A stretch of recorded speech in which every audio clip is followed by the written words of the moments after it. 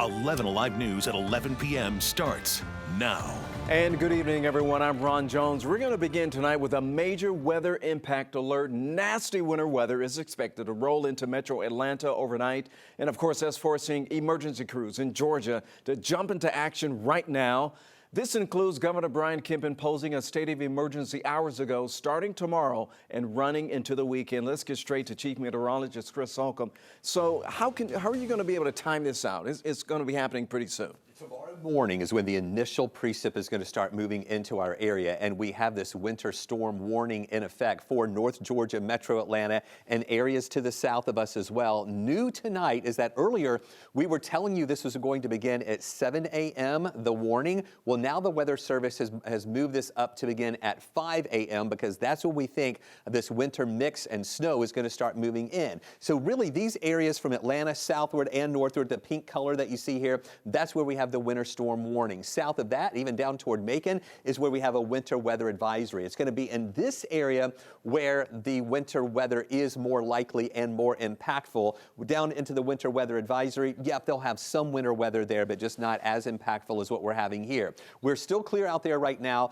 The snow is not near us yet. However, this is the system that's coming our way. You can see the snow right now in northern Mississippi moving into northwestern Alabama, and then the rain in central Mississippi down toward the Gulf Coast. So this entire shield of moisture is moving our way, and by tomorrow morning that's going to be moving into the Atlanta area, and we're thinking it's going to start off here as snow in the morning, most likely between 5 and 8 o'clock in the morning, and then change over to a winter mix. So you can see mostly rain well down to the south of I-20, some snow mixing in then with a winter mix through the day. In metro Atlanta, starting off as snow and then changing into a mix into the afternoon, but North Georgia seeing mainly snow with the system that is going to be pushing in again early tomorrow morning. We are tweaking some of those accumulation totals. The snow totals are coming down a little bit, but the ice totals are actually coming up just a little bit more. So here's the timeline.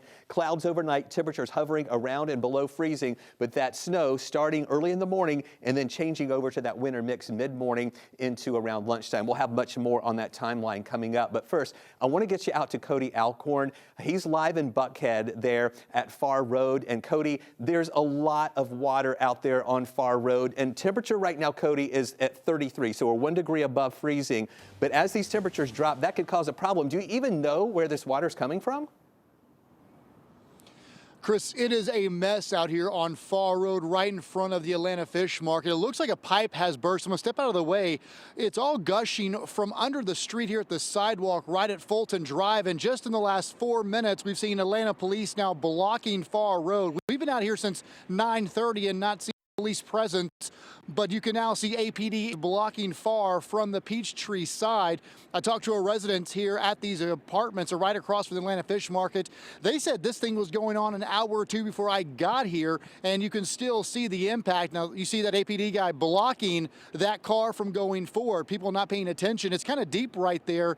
So again, Atlanta police out here trying to patrol this, but a mess. This apartment has no water, and here comes another APD officer. So now Farr Road is going to be closed here at Fulton Drive. This is right in front of the Atlanta Fish Market. So if you're coming from Peachtree, you're not going to be able to pass this area. Elbow Room, if you're familiar with that staple here in Buckhead, this is kind of the area where it's happening. So again, we believe a pipe burst here. And as you mentioned, the temperatures aren't even at the freezing mark yet, hovering right above. So we are working to get a hold of Watershed, but this is an issue that we will be seeing. Of course, if these temperatures stay cold enough, they're going to be putting some, I'm sure, salt out here for the morning commute, but hopefully people are heeding those warnings. Now, something that GDOT is doing this season, they've been doing this since really 2014 when Snowmageddon hit this area, is using technology to keep an eye on the roads. And one of those things they're doing, it's called the sensors. They have these sensors. It is the road weather information sensors.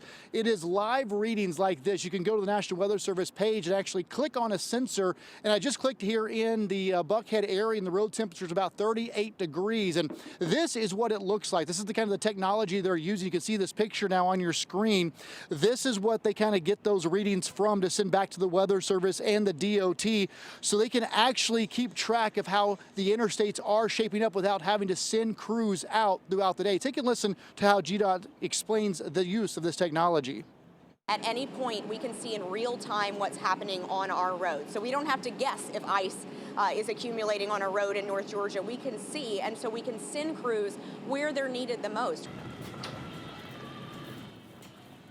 Of course, really important when we're talking about ice. And if you're on the roads this afternoon, you likely saw a lot of traffic. It was a mess for a lot of people getting home who were trying to rush to get to the grocery store. Of course, schools closed tomorrow, might have some extra mouths to feed throughout the day at home. Many trying to get those last minute things heading into the afternoon tomorrow. But the big warning here is stay off the roads. Back here live, just real fast before we come back to you, Ron, you can now see they have taped off here on Pharr Road at Fulton Drive. Again, this is right in front of the Atlanta Fish Market, so we now have a presence of APD, and now Pharr Road is closed as water continues to gush out of the street. We'll be working to get more information, but you feel for these folks who live along here that do not have water. So again, hopefully it's not a precursor to what's to come across Metro as this winter storm heads our way. Live in Buckhead, Cody Alcorn, 11 Alive News. Yeah, Cody, what a horrible mess there right now that they're dealing with, especially if we're looking at freezing temperatures later on.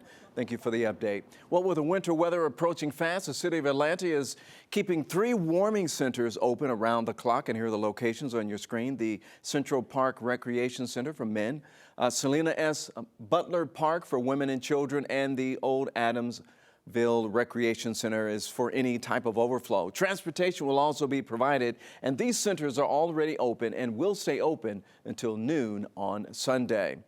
Stay weather aware for the next 24 hours is easy by downloading the 11 Alive News app. Just scan the QR code on your screen and you can get it for free, and then you can sign up for those severe weather alerts where you are living so you can keep your family prepared.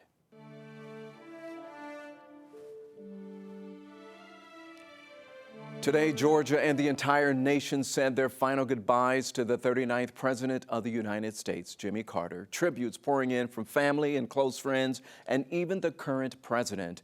But it was the countless everyday Americans who made sure to witness Jimmy Carter's flag-draped casket on his final journey from Washington to Plains, Georgia. 11 Alive Savannah Levins takes a look back at this monumental moment.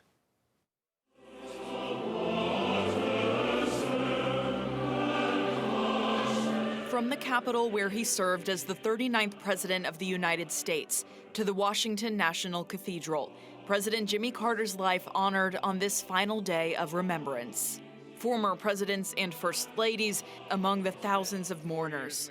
Jason Carter, quick to remind the crowd that his grandfather, while worthy of the pomp and circumstance, was, until his last breath, Jimmy from Plains. They spent 4 years in the governor's mansion and 4 years at the White House, but the other 92 years they spent at home in Plains, Georgia. The president's love of the Peach State shining through the stories from those who loved him. The beauty and complexity of a South Georgia forest. When we fished, he celebrated the majesty of everything from the smallest minnow to that grand circulation of waters. President Joe Biden recalling in his eulogy a memorable last visit to Plains. An unassuming red brick ranch home that reflects their modesty more than any trappings of power. Following the national funeral, the presidential motorcade departed for Joint Base Andrews, where the late president's remains were transported via Special Air Mission 39 back home to Georgia, where his hometown waited with open arms.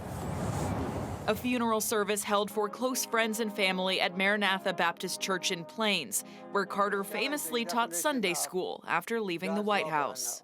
He championed civil rights, worked tirelessly to end discrimination and protect the environment. Reverend Tony Loudon, the Carters' longtime personal pastor and friend, addressing the president's small but cherished congregation. Last Sunday, when God opened up the doors and said, Jimmy, come on home. I imagine his bride started pushing her way to the gate, telling people, move out of my way so I can get some sugar from my Jimmy before he started building homes up here. And at last, a final trip through his beloved Plains. The National Day of Remembrance full of ceremonial grandeur, coming to an end exactly the way President Carter wanted it. home after a final goodbye to the nation he loved, to rest beside the woman he loved even more. Savannah Levins, 11 Alive News. By the way, if you missed any of today's eulogies in Washington or Plains, Georgia, just head over right now to 11 Alive Plus. There you can follow our exclusive look at the president's life and legacy, and you can download the 11 Alive Plus app on your Roku, Amazon Fire, and Apple TV right now, and it's free. Straight ahead tonight at 11. School safety once again top of mind in Barrow County. Find out what's being done right now after a recent incident heightens the need to keep kids safe in the classroom.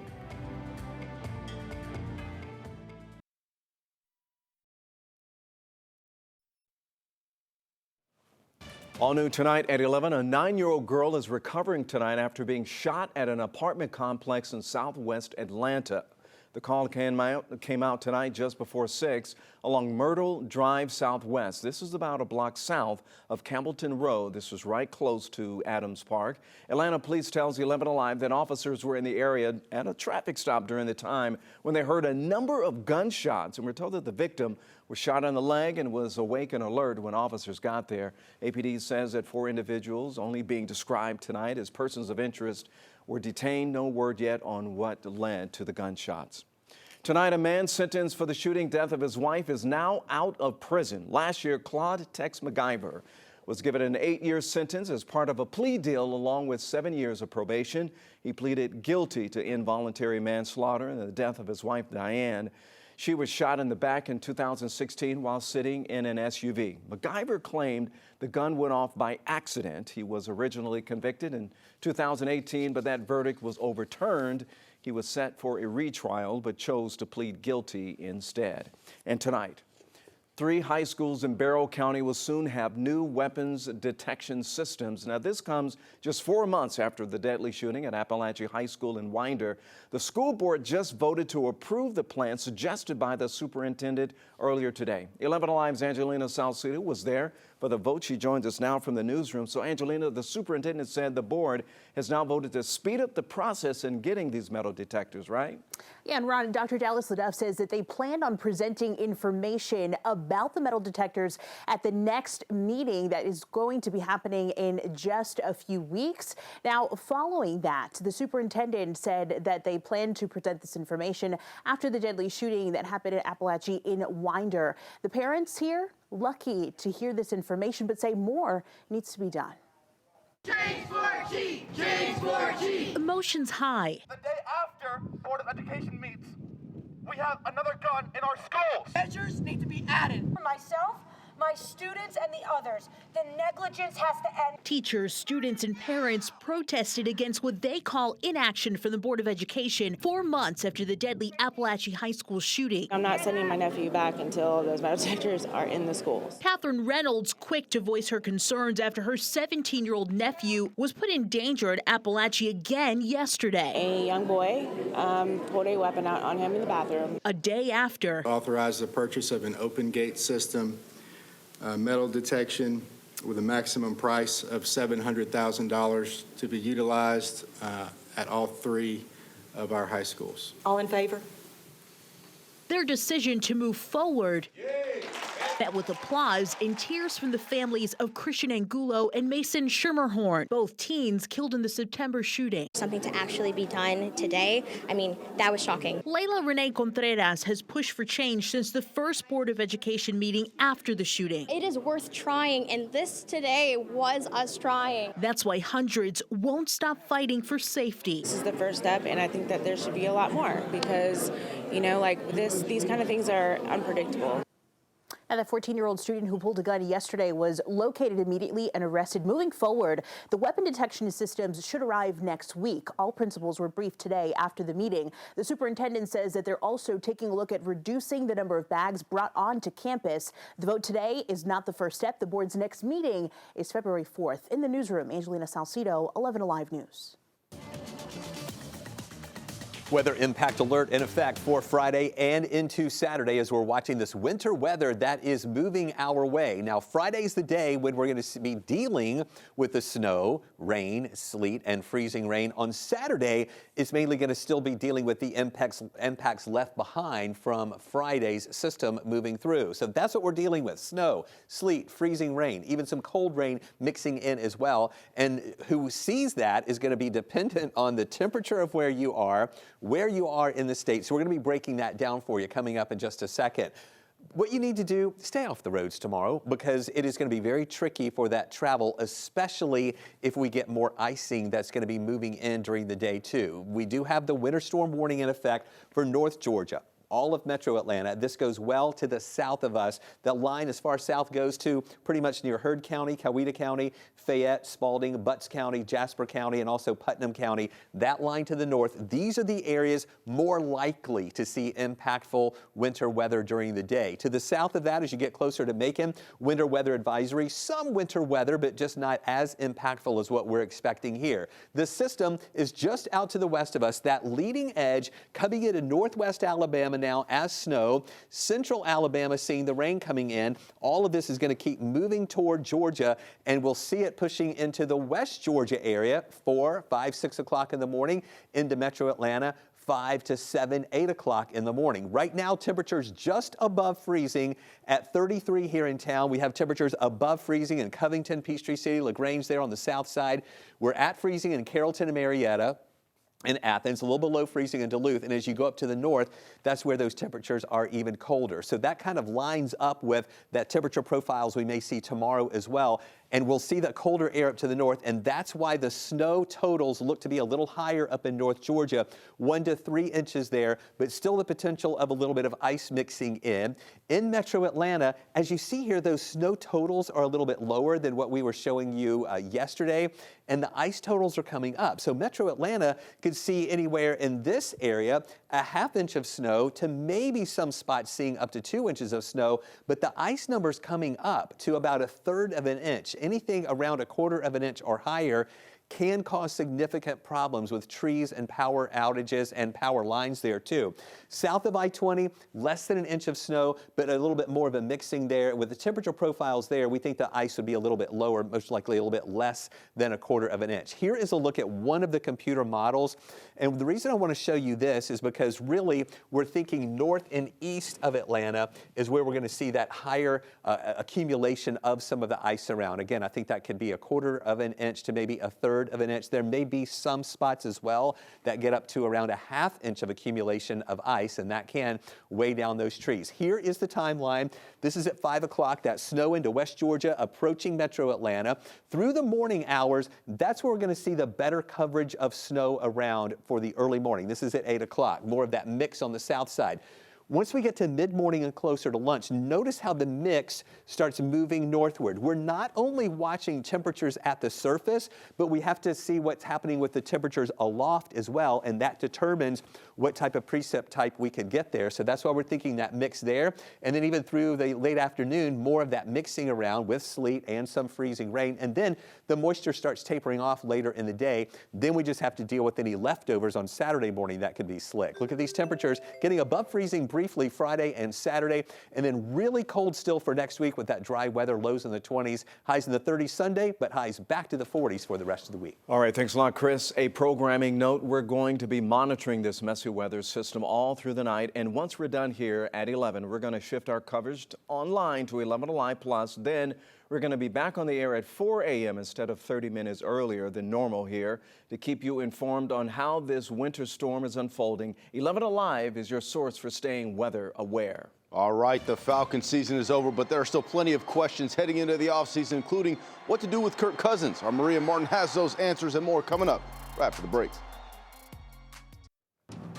Well, the Falcons' quarterback situation did not go as expected as the team benched his $100 million quarterback late in the season. General Manager Terry Fontenot addressed all things Kirk Cousins today.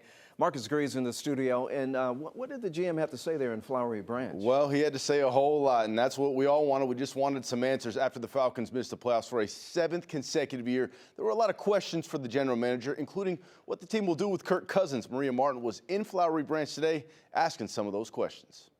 I can sit here and say whatever I want. The words really don't mean anything. We have to speak with our results. Terry Fontenot just completed his 4th season as the Falcons general manager, an 8-9 year, a 4th consecutive losing season, and he still has yet to make the playoffs as general manager of this team. A lot of the questions on Thursday surrounded Kirk Cousins and what his future may look like. They signed him to a 4-year, $100 million guaranteed contract, and they decided that their 8th overall pick in the NFL draft, Michael Penix Jr., needed to be QB1 heading into Week 16. The plan was for Kirk to play longer and for Mike to sit longer, and we had to accelerate that. So that wasn't the goal, but we understand the disappointment that we had to make the change when we did, but we're comfortable where we are at this point. They also gave Cousins 2 years guaranteed, and it cost them a draft pick. A lot of resources allocated to a veteran quarterback to sit on the bench, but Fontenot says the reports of the team wanting to release Cousins are simply not true. When I say comfortable, that was the plan initially. He was supposed to be a starter. That was the plan, and we had to pivot. So I understand it's not ideal to have a backup taking up that much. I totally understand that. You're talking about the reports about releasing him. You were going to cut him. Correct. Those are not valid. So the last time that we talked to Kirk in mid-December, he said, quote, "I didn't forget how to play quarterback." And Fontenot said all of the conversations about Kirk and with Kirk, he wants to remain private for now. As for the future of anyone on this coaching staff, I asked him if he anticipates any changes in that area. He said they are just starting those conversations and evaluating everything on this team. In Flowery Branch, covering the Falcons, Maria Martin, 11 Alive Sports. Thank you, Maria. Now let's get out to the hardwood where Georgia Tech women's basketball team was looking to stay undefeated, taking on Virginia Tech. We're going to start late in the 4th. Tech was down by 2, but Tony Morgan gets the basket, and we are headed to overtime, folks. And in overtime, there were less than 5 seconds left. Tech was down by 3, and Rusina buries the triple as time expires. And that's going to be one of the shots of the year. We're headed to overtime number 2, but the Hokies would shoot 44% from beyond the arc compared to Tech, who shot just 22%. The Yellow Jackets would go on to lose in double overtime 105-94, and their amazing streak has come to an end. And some shocking news out of UGA. Georgia quarterback Carson Beck is expected to enter the transfer portal. The news confirmed by our insiders at UGAsports.com. Beck had surgery on his throwing elbow after he was hurt in the SEC championship game. Since then, he declared for the NFL draft, but it appears he changed his mind. We'll continue to follow that story. That's all we got for sports, though, folks. We'll be right back. Hey, before we go, we have an update on that breaking news we told you about at the top of the broadcast. There's a water main break in Buckhead tonight, and this is along Farr Road. Atlanta Department of Watershed Management tells 11 Alive that the crews have now turned off a 6-inch main to make emergency repairs. The outage is impacting 100 homes, 3 apartment complexes, and 2 hydrants as well. And this is really a major mess for tomorrow morning, Chris. Yeah, because once temperatures fall, that is going to be a slick mess out there. We're going to see those temperatures falling to around 28 in the morning. We've got the moisture coming in early tomorrow morning, starting off as snow, then becoming some sleet and freezing rain in the afternoon. It's still going to be cold for Saturday. Slick spots still around, even though the moisture's ending, and then staying cold next week with lows in the 20s, highs in the 40s. I'm going to be doing an extended explanation and discussion on this winter weather coming up right after the newscast on 11 Alive Plus. And we should also point out that our morning show is going to start at 4 o'clock instead of 4:30. We'll have more on this weather as well. Good night, everyone.